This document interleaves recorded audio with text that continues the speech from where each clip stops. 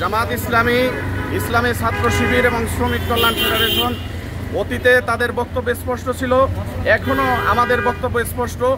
আমরা কোনো রকমের বাংলাদেশের সংখ্যালঘু হিসেবে কাউকে বিবেচনা করতে চাই না। সকল মানুষ আমাদের ভাই। এই দেশের ধর্মপ্রাণ মানুষ থেকে নিয়ে শুরু করে দল মত ধর্ম বর্ণ নির্বিশেষে সকল মানুষকে বাংলাদেশ শ্রমিক কল্যাণ ফেডারেশন ভাই হিসেবে গ্রহণ করে। অতএব বিশ্বনবী মুহাম্মদ সাল্লাল্লাহু আলাইহি সাল্লাম আমাদেরকে শিখিয়েছেন, অন্যের জানমালের ক্ষতি করা যাবে না, অন্য ধর্মের উপরে আঘাত করা যাবে না। আমরা তারই আদর্শ লালন করি। অতএব এই আদর্শের আলোকেই আমরা আমাদের যে সমস্ত হিন্দু সম্প্রদায় সহ অন্য ধর্মাবলম্বী যে সমস্ত ভাইরা আছে, আমাদের পক্ষ থেকে তাদের নিরাপত্তার ক্ষেত্রে সর্বোচ্চ সহযোগিতা করা হবে।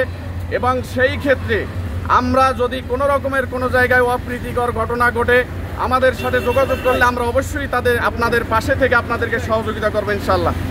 আপনার পরিচয়টা প্লিজ। আমার নাম মোহাম্মদ জাহাঙ্গীর আলম।